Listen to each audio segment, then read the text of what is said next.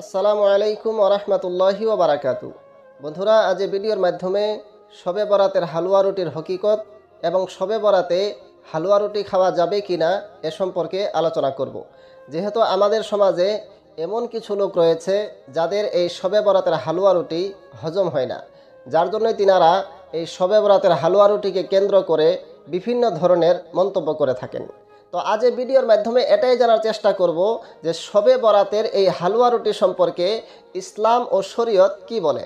তো বন্ধুরা, এই সম্পর্কে আমি আপনাদেরকে বলতে চাই যে তিরমিজি শরীফের হাদিস নম্বর 1726 আর ইবনে মাজা শরীফের 3366 নম্বর হাদিসে বর্ণিত আল্লাহ রসুল সাল্লাল্লাহু তাআলা আলাইহি ওয়াসাল্লাম বলেছেন, আল হালালু মা আহাল্লাল্লাহু ফি কিতাবিহি ওয়াল হারামু মা হারামাল্লাহু ফি কিতাবিহি ওমা সাকাতা আনহু ফাহুয়া মিম্মা আফা আন। নবী করিম সাল্লাল্লাহু আলাইহি ওয়াসাল্লাম বলেছেন যে হালাল ওইটা যেটাকে আল্লাহ সুবহানাহু ওয়া তাআলা কুরআনুল কারীমে হালাল ঘোষণা করেছেন, আর হারাম ওইটা যেটাকে আল্লাহ তাবারাক ওয়া তাআলা কুরআনুল কারীমের মাধ্যমে হারাম ঘোষণা করেছেন।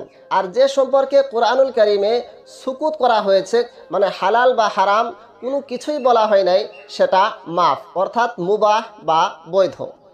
এই হাদিসের আলোকে ফুকাহায়ে কেরামগণ উসুলে ফিকার মধ্যে একটি মশহুর কায়দা বানিয়েছেন যে আল আসলু ফিল আশিয়াই আল ইবাহা, যে প্রত্যেক বস্তুর আসল হয়েছে মুবাহ বা বৈধ, যতক্ষণ পর্যন্ত সেটা নিষিদ্ধ হওয়ার কোনো প্রমাণ পাওয়া না যাবে।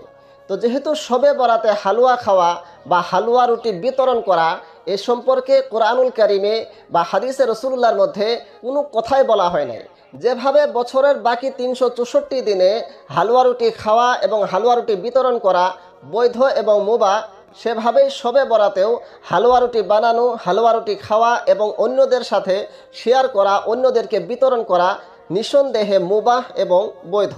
কেননা এ সম্পর্কে কোরআনুল কারীমে ও হাদিসে রাসূলুল্লাহর মধ্যে কিংবা শরীয়তে এ সম্পর্কে কোনো ধরনের নিষেধাজ্ঞা দেওয়া হয়নি, যার জন্য একে আমরা স্পষ্টভাবে মুবাহ এবং বৈধ বলতে পারি।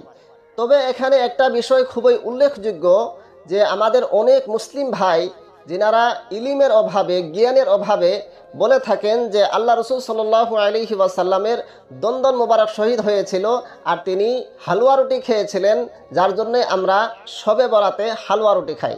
তো এমন ধরনের থিঙ্কিং রাখা যাবে না, কারণ এর সাথে নবী করিম সাল্লাল্লাহু আলাইহি ওয়াসাল্লামের দন্দন মোবারক শহীদ হওয়ার সাথে কোনো কানেকশন নাই, কোনো সম্পর্ক নাই। তবে এটা মনে করতে পারেন যে এই মাসকে আল্লাহ রসুল সাল্লাল্লাহু আলাইহি ওয়াসাল্লাম খুবই পছন্দ করতেন, এই মাসকে নিজের মাস বলে ঘোষণা করেছেন, আর এই মাসেই আল্লাহ রসুল সাল্লাল্লাহু আলাইহি ওয়াসাল্লাম সবচেয়ে বেশি ইবাদত বন্দেগী করতেন, সবচেয়ে বেশি নফল রোজা রাখতেন। আর হাদিসের মাধ্যমে আমরা এটাও জানতে পারি যে আল্লাহ রসুল সাল্লাল্লাহু আলাইহি ওয়াসাল্লাম হালুয়াকে পছন্দ করতেন। আর সহিহ বুখারীতে নবী সাল্লাল্লাহু আলাইহি ওয়াসাল্লামের হাদিস বর্ণিত রয়েছে যে মানুষকে খানা খাওয়ানো একটি উত্তম কাজ। তো এই মাস, যে মাসকে আল্লাহ রসুল সাল্লাল্লাহু আলাইহি ওয়াসাল্লাম পছন্দ করতেন, তো নবীজির পছন্দর মাসে নবীজির পছন্দর খাদ্যর মাধ্যমে যদি আমরা মানুষকে খানা খাওয়া একটি উত্তম কাজ করি, তাহলে নিঃসন্দেহে সেটা উত্তম কাজ হবে, নেকির কাজ হবে।